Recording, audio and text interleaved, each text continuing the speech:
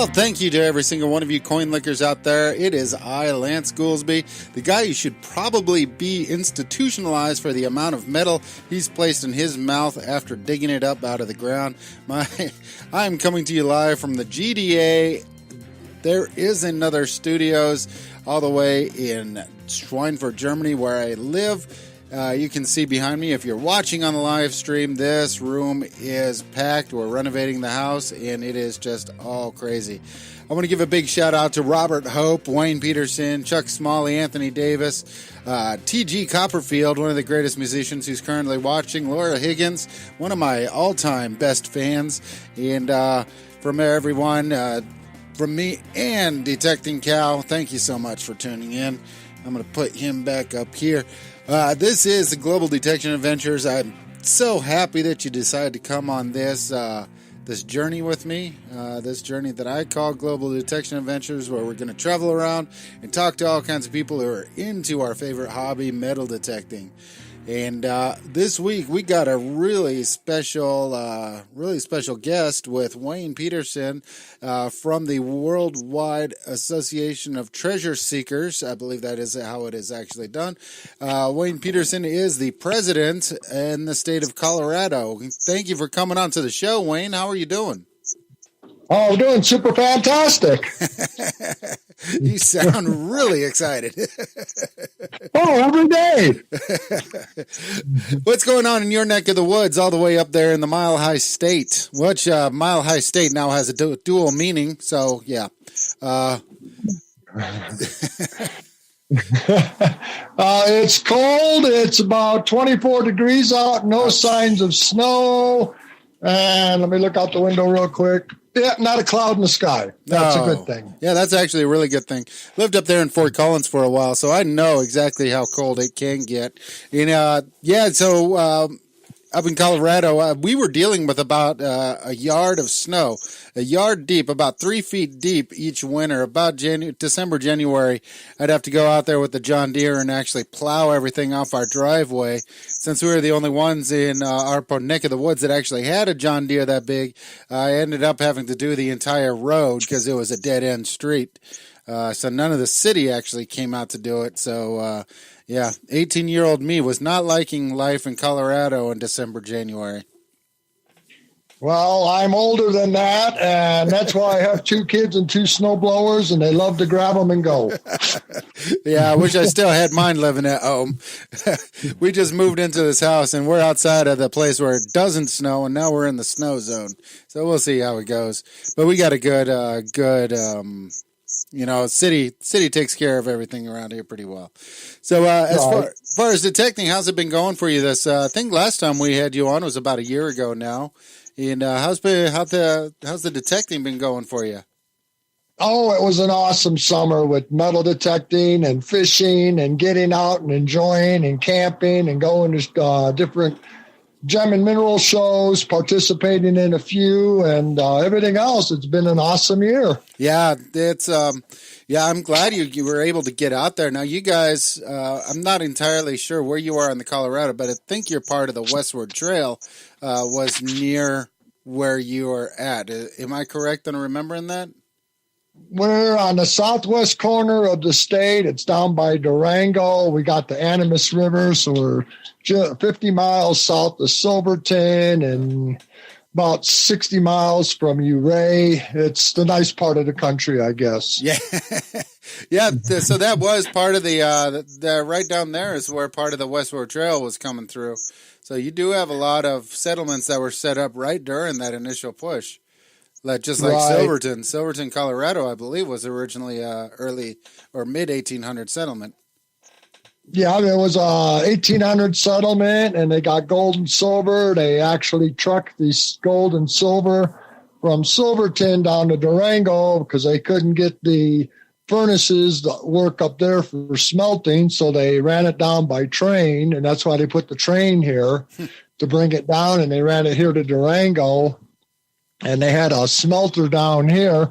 In fact, in my front yard, I own the cornerstone from the smelter. Oh, wow. With the certificate of the certificate of authenticity on it, and I call it my $35 rock. I went to an auction, and nobody was bidding on it, and I just threw my hand up. I wanted to get it moving. I said $5, and he said sold. Oh, wow. And 2 days later, I went to go pick it up. I had a guy come over there and put it on the trailer for me, and he charged me $30, so it's my $35 rock, and I moved it twice now. Well, that's not a bad deal. I mean, it gives you a piece of history right in the front yard. That's a little bit. You want it? Only if you're paying for the shipment. That's quite a shipping cost. Rock. It's got some on the Geiger counter. It reads, so it's pretty hot still. Oh, really? So I told him, if you don't want kids, go ahead and sit on the rock. You might get some college students out there coming by real soon. Yeah, right. Guaranteed birth control. It's a great place to live. I mean, there's a lot of history here, and being the president of Worldwide Association of Treasure Seekers, you know, we do metal detecting, we do rock hounding, we do arrowheads, bottle dump digs, you know, everything. So we're in a good area here because all that stuff is around here. That's fantastic. That sounds like so much fun. I'd love to be able to go out and find a bottle dump somewhere. I just wish they had them over here. But I guess it's just over here. You can find them. It's just whether or not you can sneak in and find the locations where they used to dump them. But, I mean, sneak's not the word, you know what I mean? Just stumble upon. That's what I meant. Up in Silverton, they got a bunch of dumps up there, trash dumps, because, you know, the miners didn't move their stuff or anything else. They just had a dump. They just threw it in the trash dump. And about 15, 16 years ago, I was digging in the trash dump. I took a little hand rake and I was digging, and I found one of those candlestick holders that they stuck in the side of the mine that they put their candle in. I found one of those. And, you know, a bunch of broken bottles. And then there's another place we went hiking up to. It took about 4 miles to get up to a place called Silver Lake. Got up there, and luckily, I had a backpack with me, and it was just food in there. So I munched down all the food, and I brought down equivalent to about 6 or 7 ammo boxes. I took the ones that had all the writing on there. Wow. And, you know, the sides and the pieces of wood and everything, and brought those down. So I have those. And my son yesterday went up to Silverton. He's going to geology school. His third year is his major. And he came back with some beautiful fluorites. Oh, wow. Big, huge pieces about the size of a golf ball. So, and then he brought home a rock. It's about the size of a 5-gallon bucket, maybe a 7-gallon bucket, and it's just filled with fluorite on top. He said he carried it about a half a mile. Oh, geez. I thought he was crazy, but, you know, he's a kid. Yeah, I know how that is. They got so much gusto, it's not even measurable. I'm just lucky. I feel like I'm getting tired sitting on the couch. I get tired watching him. Chuck Smalley wants me to tell you hi. He's watching from his deer hunting stand. Awesome. Hey, Chuck, I hope you get another one. Has he already got one this year?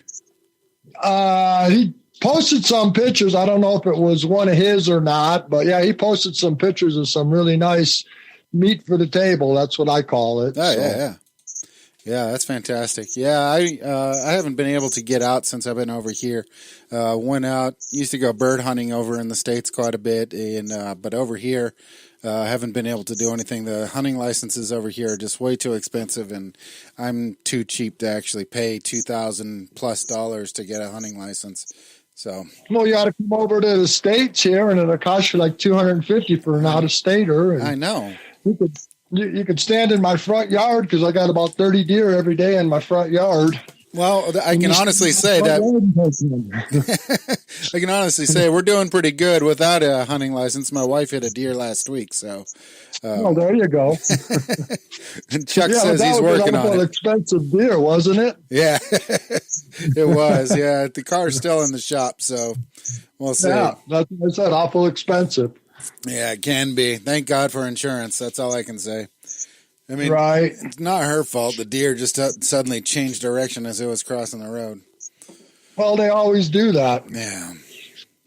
So, but yeah, so now with Worldwide Association of Treasure Seekers, exactly what you guys got going on? How's that happening, and exactly what you guys got going on or planned for the coming year? oh, we have a bunch. 9th through the 13th will be in Denver, Colorado, up at the International Sportsman's Expo. We bought a booth, and we're really excited to get in this because we got one of the last booths available. Oh, wow.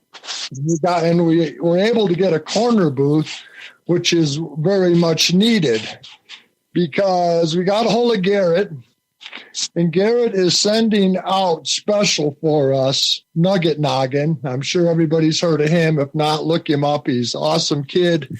He does metal detecting and in rivers and everything else. So he's going to be flying out. He'll be there Friday and Saturday all day.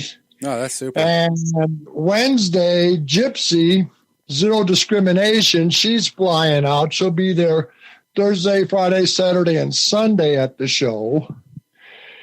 And then we have Terry Carter, who is a treasure hunter. He's on the chase for the Egyptians that were here way before the Native Americans. Mm-hmm. He's going to be here at the show. And then we'll have Jim Friero. He's also a big-time treasure hunter. And we might have a couple other guests come in. We're still talking with them. So it's a 4-day show, and it's going to be a lot of hours standing on our feet. We're going to have some specials. We're going to have anybody that comes to the booth and gets information will be given a piece of paper. They fill out their name, address, and all their information on there. We're going to have a drawing for a metal detector, and it's a free drawing. It'll be given away for free. We're going to have that. And then if you join WATS at the show, we're going to have a special show price for the show. And if you sign up for WATS at the show, then your name will go in the another bin for another metal detector that was donated to us. And then if you get a lifetime membership, your name will go in a couple more times so you could win that metal detector. And we'll have some other prizes. We'll have first, second, and third prizes and stuff like that to give away. But what we're doing is we're going to get out. We're going to reach out this year. We're going to do a lot of crazy things with this show. We want to get our membership up. We want to hit 20 to 25,000 people in the next year or two. And this is a way to do it, is go to these bigger shows, pay a lot of money, get a lot of better exposure. Yeah, that exposure is one of the most important things. When did you say this is? The 9th through the 13th in January up in Denver, Colorado. That's at the Expo Center in Denver, right? Right. 300,000 square feet. Wow. Of building under one roof. I think I was there for the boat show back in '89. I think it was. Can't remember exactly when that was. But yeah, they had a boat. I think it was a boat and camper show, actually. I want to give a big shout out to Anthony Davis, currently listening down near Munich. He's pretty close to me. He's online, current new member of the Schweinfurt Treasure Society, the local group of metal detectors. Me and my 4 friends, we're all together, and I want to give him a big shout out for coming in and listening to the show. But yeah, if you guys are in Colorado, definitely are going to be in the Colorado area. Definitely stop by Denver.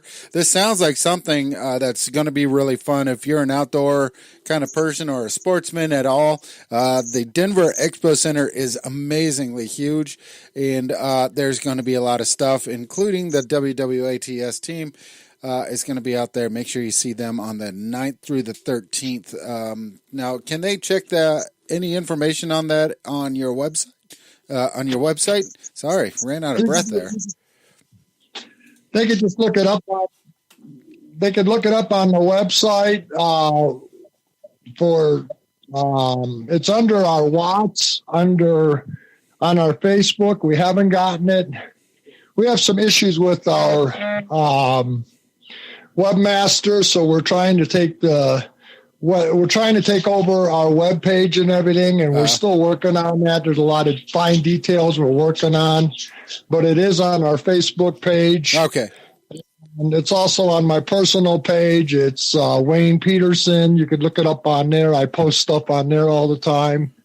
And then you could go to International Sportsman's Expo in Denver. They're on the web. They only do 4 shows a year. They expect between 20 and 25,000 people to walk through the door. And we just happen to have one of the prime spots, I guess. When people come in, they're going to have to go by our booth. Oh, that's a perfect spot. So, yeah. That's right when they're first getting in that mode of just grabbing everything off a table kind of thing.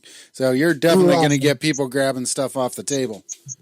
Right. And, with the people we're going to have there, we're getting Jim right now, and so is Nugget Noggin and Gypsy are doing videos.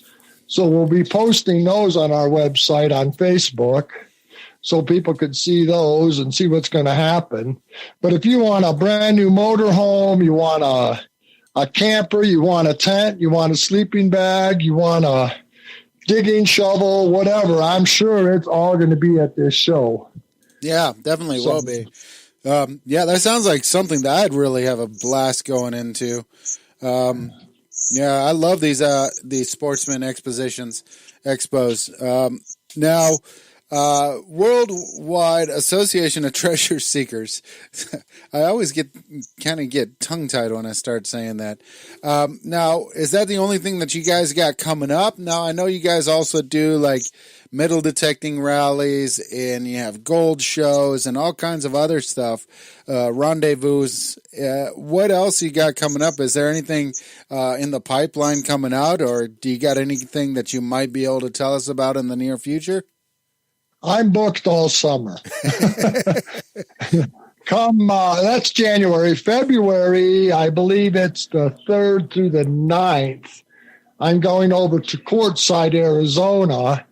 And anybody that was ever in Nome, Alaska at one of the camps up there, the GPAA camp they used to have up there in Nome, there's going to be a huge party. It started out about 125 people. Last time I talked to the man that's putting it together, he said it's over 300, and we're probably looking at about 350 people now that have spent time in Nome and they want to come to this big event. And it's just a get-together, just kind of a reunion. It's since the camp is closed, we're going to all meet up there, and Pat Keene from Keene Engineering is going to come and stay with me in the motorhome, and we're going to be there. We'll get there on Saturday and maybe leave the following Saturday. I don't know. We'll see how it goes. So we're going to go up there, and people from all over the country, and I believe from all over the world that's ever been to Nome is going to be there. It's $40 for the week. For your parking, you're on your own for food and entertainment and everything. That's not bad at all. They're going to try and bring some people out, that were up, the entertainers that were up in Nome. So I'm sure we'll have campfires every night and stuff like that. So it's all getting put together still. So that's going to be a real exciting thing to go to. Now, that sounds like a good blast. The end of March, I'm going over to Jefferson, Texas for the 3rd annual Garrett Memorial Hunt for Mr. Charlie Garrett or Charles Garrett. We're going to go over there, and it's a 2-day hunt. It's a Saturday and Sunday, and I'm going to go over there. I'll probably leave here on Thursday, get there Friday morning or late Thursday night, and then leave Sunday night after it all ends and drive back home. My 2 kids will go with that. And they have bottle digging over there and all kinds of metal detecting hunts and just all kinds of seminars and stuff like that. And they'll probably give away 30, 40 metal detectors plus everything else. Keith Wills will be there. He owns East Texas Metal Detectors. He's the only authorized repair place. So if you have a metal detector, it's going on the fritz on you or whatever, drop it off, save some postage. If he could fix it there, he'll fix it there. Otherwise, he could ship it back to you. That's East Texas Metal Detectors, right? Right. Yeah, Keith Wills. Yeah, if you want to get in touch with him, you can just check him out.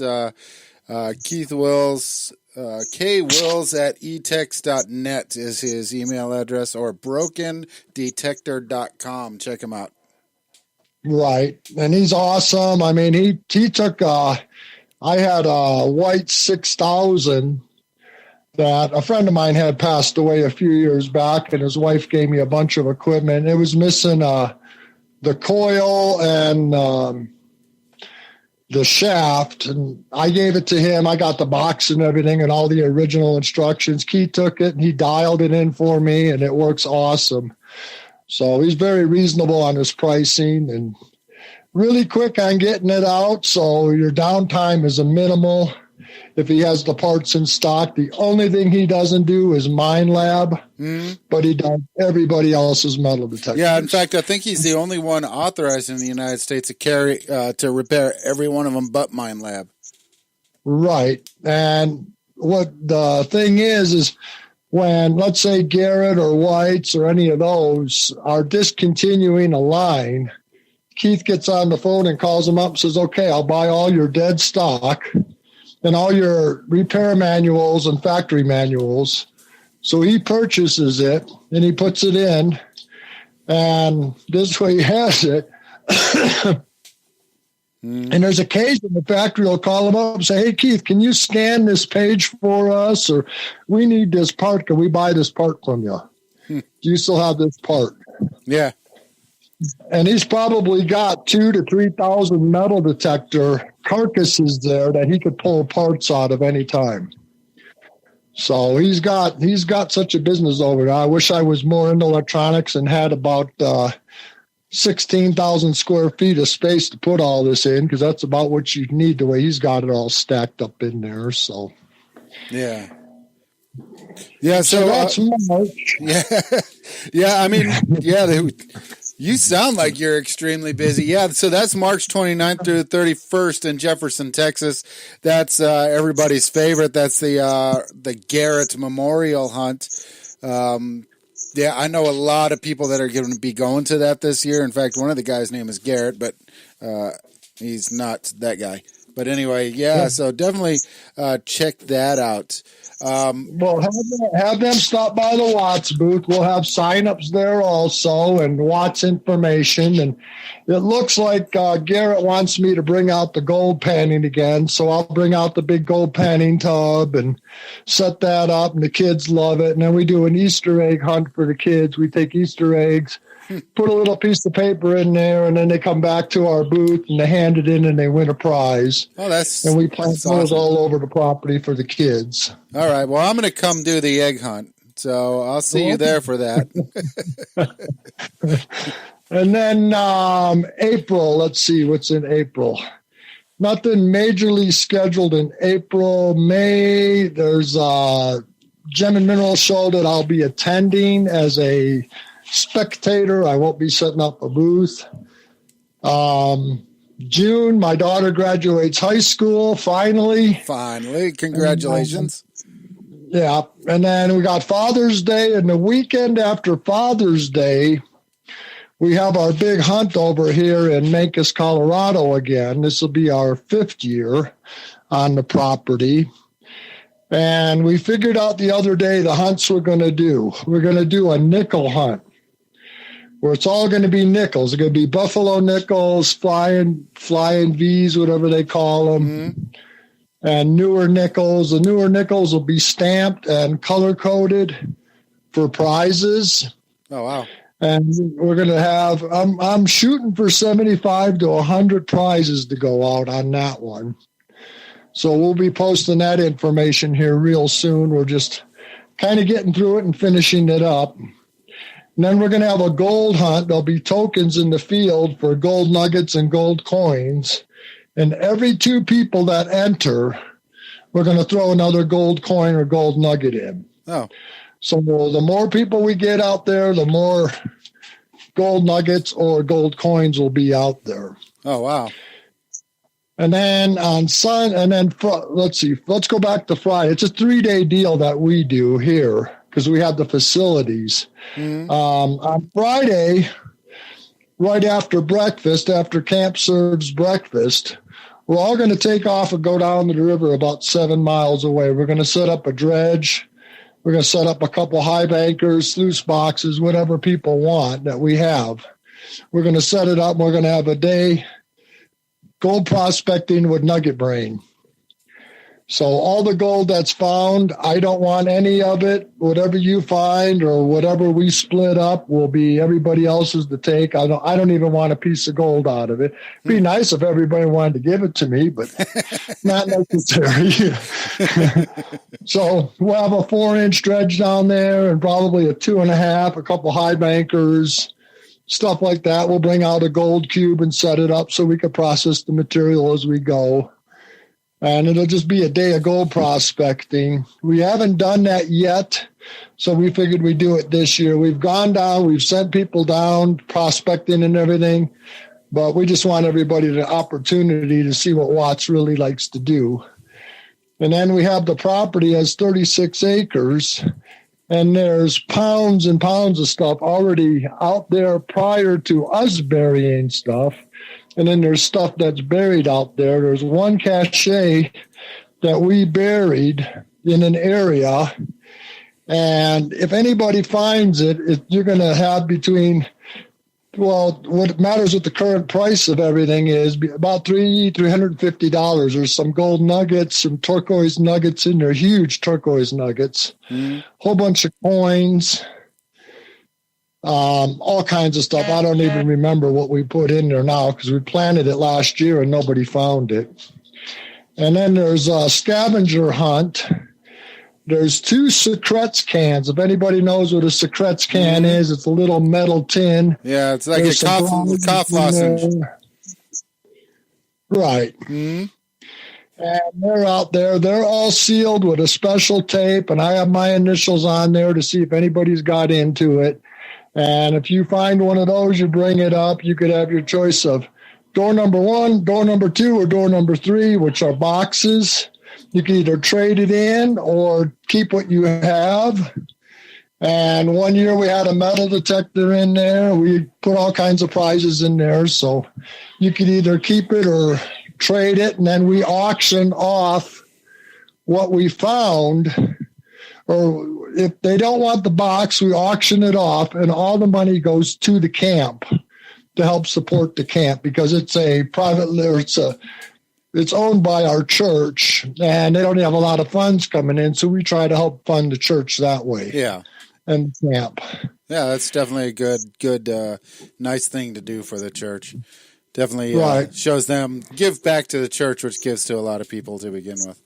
Right, and they bring out anywhere from 200 to 500 kids at one time. Boy, for a week-long church group, and they need to buy food and supplies and stuff like that. So this really helps them out because they don't charge these kids to come to the camp, so it's all donations. Oh, that's fantastic. And then on Sunday, we're going to do the 4-door unlock box. We're going to set up 4 little mini doors. We're going to put door locks in them, actual door locks. Mm. And I got about 5,000 house keys that'll fit. Any one of these could fit the lock. Wow. So we're going to bury the keys out there. And if you think you have a key that's going to unlock one of these doors, you run up and try it in the door. If it unlocks it, we tag it and we set it aside. And then when we go up to the pavilion, then the person will be able to open it up in front of everybody and see what they won. Oh, that's cool. That's a pretty cool idea. I like that one. Yeah. And then every night we have campfires and we have a night hunt on Friday night, and that's all free on that one. Anybody that registered could come to the night hunt. We have all kinds of prizes we give away. And that's about it on that hunt. That's June. July, I'm going for a week over to Forest City up in Iowa to the Winnebago Motorhome Factory. Since I have a Winnebago motorhome, I could get into it. All Got right. a brand new one sitting in my yard. Well, tell them to send me one. I'd love to be sponsored by them. I didn't get sponsored. I have a very loving mom. She was unable to drive it anymore. It's brand new. When she gave it to me, I surprised her for her birthday. I flew into Chicago and went to surprise her for her birthday, and she turned around the next day and gave me a brand new motorhome with 2,300 miles on it. Boy, that's it? It's got over 4,000. Oh, boy, that is crazy. So I drove it home, and we've been out. I got just over about 4,600 miles on it now. Okay. That's still pretty I'm good. going to go to there, and I will be in Forest City up there at the Winnebago Festival, and I've already contacted them. I was up there 4 years ago. I was up there for 2 weeks with my mom, and my kids went. And I did 14 days of seminars on gold prospecting, treasure hunting, everything. So I've already contacted them. We're going to go for the last week of it, which is mainly when everything happens. And we're going to go up there and do seminars again for them, do 1 or 2 seminars a day. Oh, that sounds fantastic. Treasure hunting and all that. And they want me to do geocaching. Teach people how to geocache. And believe it or not, 9 out of 10 motorhomes in the United States either has a gold pan or a metal detector in it. Really? And when people gave me those statistics, I said they were crazy. Well, when I was up at the Winnebago Festival last time, 4 years ago, I had people coming to me after the deal. I said, if you want to learn how to use a metal detector, I'll meet you over in this area. We'll put some foreign coins out for you and some newer coins, and, we'll teach you how to do it. I had 6 people out of 8 come over with a metal detector and says, how do I use this? Brand new in the box. Didn't even open up the box yet. So I set them up and taught them how to use it. So that's what we're going to do. We're going to go teach people how to metal detect and gold prospect and everything like that. We set up panning tubs for them, and we just set up and have a good old time with the people and teach them. Gives them something to do when they're out in their Winnebagos and campgrounds. Check the campgrounds, I tell them. Yeah, it definitely sounds like fun. Definitely sounds like it's going to be fun. Well, we're definitely going to have you back before July next year. That's definitely for sure. We got to get caught up on all the big events that you guys are going to be doing with WWATS, and make sure that we get all this information and give everybody the chance. Instead of going too far out, we'll make sure we keep this up to date. We'll definitely be advertising your shows and stuff that you got coming up in the next several weeks as well. And the first week, the weekend after 4th of July, I'll be in Durango, Colorado. That's a 3-day gem and mineral show. I've been doing that since 2004. We do gold prospecting with the kids. We teach them how to pan for gold. And I have kids that I met 22 years ago that's, come to see me, and now they have kids. And then we also do the Easter egg hunt there for the kids. Yeah. To show it. Boy, your phone is going crazy over there. Facebook's going crazy. Yeah, it definitely is. I want to give a big shout out to Matt Howell. Hey, thank you, buddy. Thank you for joining me. Same with Randall Garrett. But yeah, so that sounds like you got a really good deal going on and everything. So your next one coming up is going to be the 9th through the 13th of January at the Sportsman Exposition in Denver at the Denver Expo Center. So if anybody is up there, definitely stop by, say hello to WWATS. As soon as you walk in the door, you should be seeing them, and Wayne should be sitting there with a big smile on his face saying a big howdy do to you. So I'm not going to be sitting. You're not going to be sitting. Okay. No. I said I'll go to sleep. All right, so he'll be standing there waving at you. So There make sure you go. see him. That's going to be in Denver, Colorado, 9th through the 13th of January at the Denver Expo Center. If you want to see more, just do a search for Sportsman Expo or go to the WWATS Facebook group, Facebook page, which is WWATS Worldwide Association of Treasure Seekers. You can find all the information right there. Or just check out Wayne Peterson's Facebook page where he's got the information on there as well. So if you want to find out some of the older news, you can check out their website. Like you said, they're trying to get control back from their web host, so it's not really the most up to date as I see right now, but that makes sense now. So, and then March 29th through 31st in Jefferson, Texas.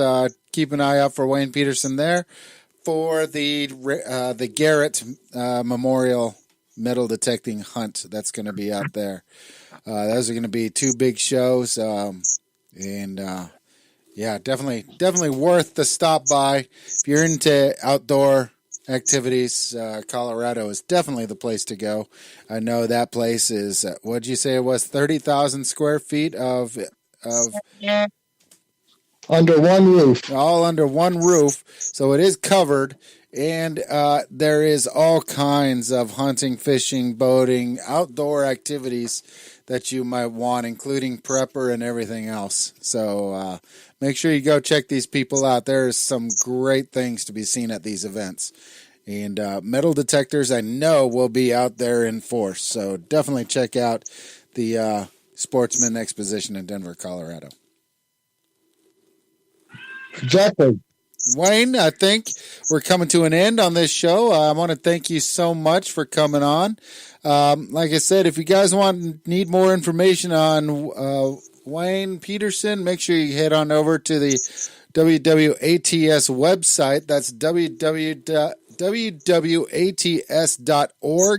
You can find him on there, Wayne Peterson. His information is on there.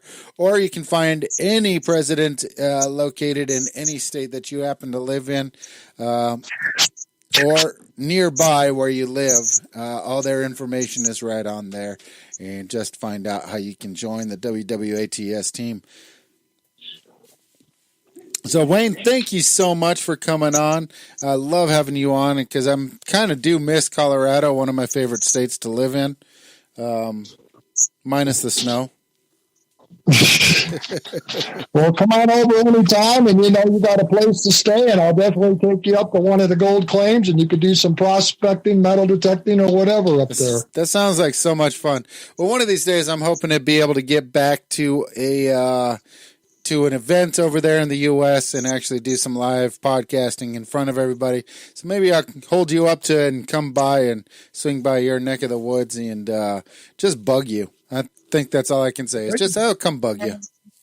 Well, if they want to come out to the hunt in June that we're going to have here, and you don't have a tent or a camper, we do have bunkhouses available. This year they'll have about 25, 30 bunks available because they're doing some renovation work up at the camp. So they got a couple bunkhouses. It's got hot showers and bathrooms and everything else there, enclosed area. They do all the cooking, and I believe it's like $35 or $40 per person per day, and that includes breakfast, lunch, and dinner. That sounds fantastic. That's going to be so much fun. So make sure you guys head over there. We'll have some more information on this prior to the June date. So just keep your ears open to the GDA radio podcast. We'll definitely have more information about this hunt that WWATS is going to be putting on. But until then, Wayne, we're definitely going to, sorry, I was reading the comments on the live feed, and I saw Randall, so I wanted to say Randall. But anyway, Wayne, thank you so much for coming on to the show. As always, you are a wonderful guest, and we're definitely going to have you on prior to the hunt next June so we can get the information out, and maybe we can sell out the whole place. That'd be awesome. I'd like to get 80, 90 people there and throw all those gold coins and nuggets out there for everybody too. So Sounds like it's going to be a lot of fun. But until then, make sure you guys, if you want more information, WWATS.org, or check out Wayne Peterson on Facebook. He's a great guy and a good friend of GDA. Thanks again, Wayne. We'll talk to you real soon. God bless everybody. All right. Talk to you later. Bye-bye. Bye. So that was Wayne Peterson of WWATS. They got a lot of events coming up within the next year. Make sure you check that out. I want to give a great big shout out to Josh Kimmel. Thank you so much to Mr. Beyond Sight and Sound himself for coming into the show. Definitely check out the Sportsman Exposition that's going to be in Denver on the 9th through the 13th of January. If you live anywhere near there or a short drive, make sure you check that thing out. It is unbelievable. 30,000 square feet of all kinds of outdoor activity related events, including metal detecting, gold prospecting, camping, fishing, hunting, anything that you can think of, they got it over there. 30,000 square feet. That is a lot of booths that you can walk around. And you can catch Wayne Peterson March 29th to the 31st in Jefferson, Texas, for the Garrett Memorial Hunt. That's going to be happening this year. Make sure you give him a big shout out. So anyway, I want to give a little bit of news for a lot of people. There's been a rumor kind of floating around in the last several weeks, actually the last week, that Tesoro, the metal detecting company, is going out of business. Now, this is a lot of speculation and news, but I can honestly tell you that it has been confirmed that everybody on the floor has officially been laid off as of October 4th. Everybody that worked for Tesoro was laid off on October 4th. Now, exactly what does this mean? Now, I personally myself do have a Tesoro metal detector as well. What does the closing of this company mean? A lot of people are speculating that the technology-driven metal detecting community, all these metal detectors like the XP or the Rudis Alter 71, all these really high technologically advanced metal detectors are putting simple operation metal detectors out of business. I mean, if you even think about companies like Garrett, they seem to have to keep updating their technology as it goes. Now, the Tesoro brand has been pretty much static since 1980. The Tesoro Cibola that I have sitting down in my cellar, in my small collection down there, is the exact same that it was when it first originally got released. It has not changed whatsoever. Simple 3-knob detectability. Exactly what's been going on. Now, it could be that this is a huge shakeup, that the firing of the people on the floor suddenly, without any, by the way, they did not know this was coming. This is literally, they came into work and just got sent home that day. Honestly, it kind of makes sense to me, because I was originally sponsored by Tesoro several years ago, and the guy who was sponsoring me, he had been in the company since its inception, actually moved over from Garrett up to Tesoro, and he left the company about 2 years ago. And one of the last things that I was talking about with him was that he was saying that I guess his name is Vince, the guy who runs the company. He was saying, let me double check that one. Yeah, Vince. He had really didn't have a vision for moving forward with the company. Now, the metal detectors themselves are fantastic. They're simple. The old adage is keep it simple, stupid, or KISS. This metal detector really does keep it that way. It is single tone. It is basically, if you want to discriminate, you have to turn the knob while you're swinging until the signal disappears, and then you get an idea exactly where it's at. I've always likened it to fly fishing or fishing with a lure. Now, people that fish with a lure, they know that it's going to come. But when you're fly fishing, you have to know how to trick that fish into thinking that what you actually have on your line is actually that insect. You have to really act. It's the unity between yourself and that the lure on the end of the line and the fish itself. And that's how the Thesaurus Ebola works for me, because you really, as the metal detector, you need to be constantly active, constantly moving. You don't have to rely on the machine to tell you exactly what kind of metal it is in there. The treasure hunter, are the one that really needs to be doing this. And is this what caused Tesoro to go under? This is going to be something that I really want to talk about on the GDA group this week, to find out exactly what is happening with Tesoro. Now, there is nothing that says that Tesoro is closing. Even the website is still currently active. Now, is this a huge shakeup of the company itself, or are they getting ready to go into, what is it called? We call it over here in Germany, we call it insolvents, where you got no money left over, basically. I can't even remember the word. The English word is escaping me. Yeah, this is the guy who's supposed to talk on the radio and on the microphone, does not have the word in his mouth. But anyway, you know exactly what I'm talking about. So is this the first step that they're going to do this so that they can basically not pay all these workers once they do file bankruptcy? That's the word I'm looking for. Once they do file for bankruptcy, is this what they're going to be doing so they don't have to pay any kind of a severance for these people? Or is this they're taking a break? So I want you guys to sit and talk about this during the course of the next several weeks and find out exactly what's going on. Yeah, see, Chuck Smalley is saying that it could be sold.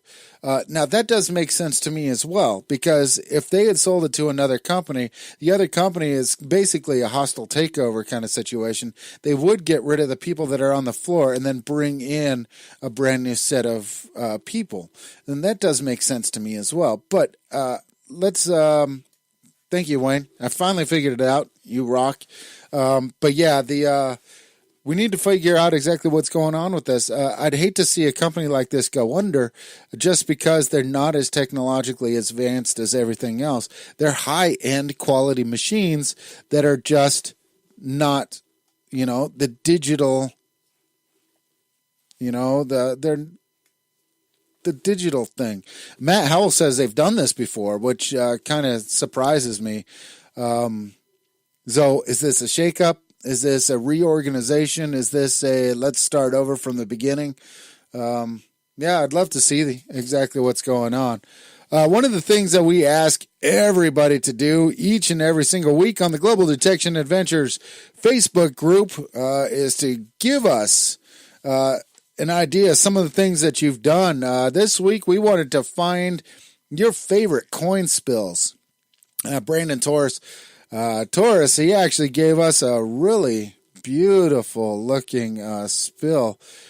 There's a couple, looks like some old nickels that are going on here. I can't exactly make them out, but yeah, it looks like an old 5 cent. Are they shield nickels? They might be some shield nickels, and it might be a dime in the middle there. But yeah, they were all three wedged together when he pulled them out, and so he had to separate them. It was fantastic. It's really nice. Shannon Peluzzi says she found 470 U.S. pennies, all from the 1960s to the 2000s. The most of them from the late 90s, but 470 pennies. Can you believe that? That is massive. But yeah, she She posted that video online, so make sure you check her out. Shannon Pelletuzzi. Man, I cannot say that name. Anyway, but yeah, check it out. See those 470 pennies. That's just unbelievable. I couldn't even imagine that one.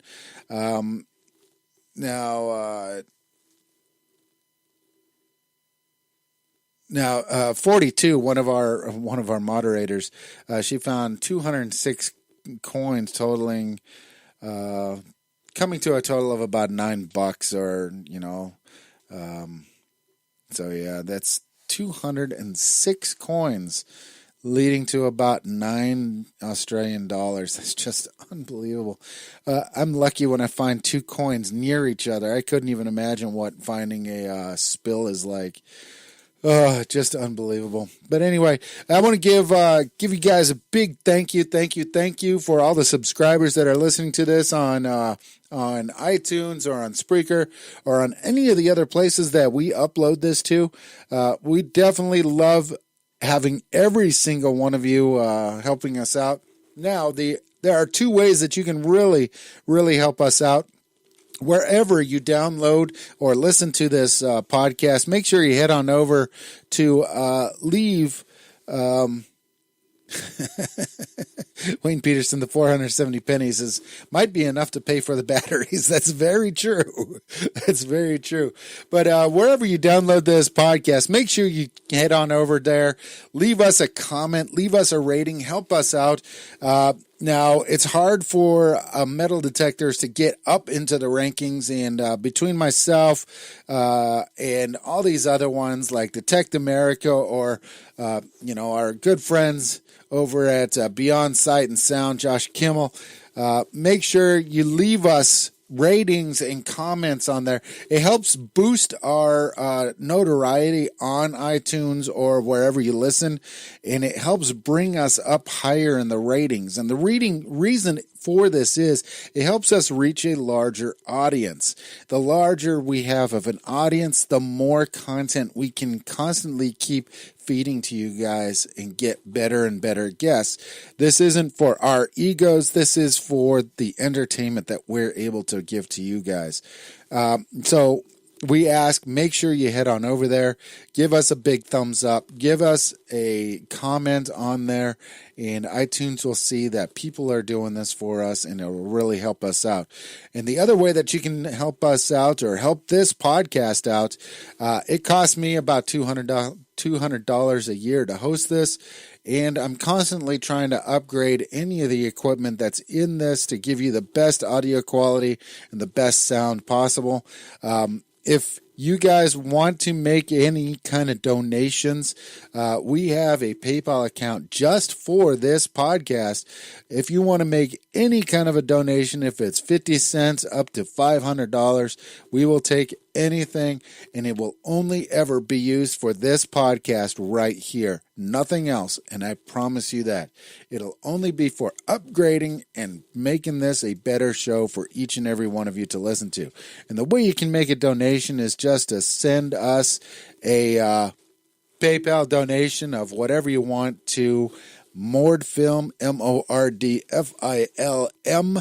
@yahoo.com. Yes, I do have a Yahoo email address. So make sure you leave us, if you send a donation, you will automatically be put into our producers list, which when we get a website up and running, which is what some of this money will be going to, it will list every single producer of the show, which could be you, for any amounts of money donated. We currently have one producer on the show right now, and that is Bob Hope, my good friend Bob Hope. Thank you so much to Bob Hope for helping produce the show. You are one of the true friends. You've stuck with me since the beginning, about 4 years ago when this whole thing took off. Thank you so much, my good friend. You are a great friend. One of these days we're going to get together and we're going to have us a pint and we're going to have a really good time. And to anybody else who wants to make a donation, I am so excited about anything, please.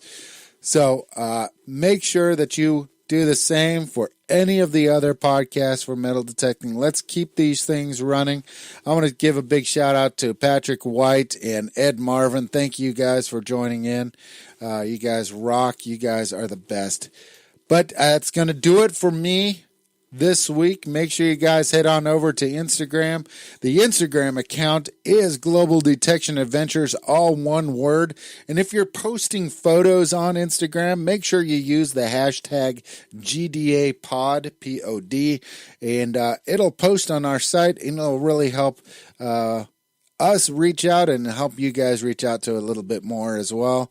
So put that link on there, hashtag GDA pod, and it'll definitely help everybody out. But until then, for Patrick, I'm sorry that you're a little late. You'll be able to listen to it tomorrow, but I want to get you onto the show pretty soon because I want to start have a talk with you about something on our very own podcast, hopefully in the next several weeks. It might be in the mid-December when we actually get to talk about it, but let's wait till then.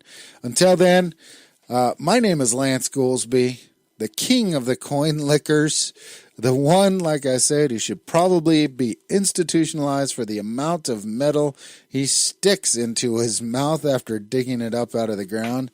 And from me to every single one of you guys, thank you so much for coming and joining me on the GDA Radio Podcast.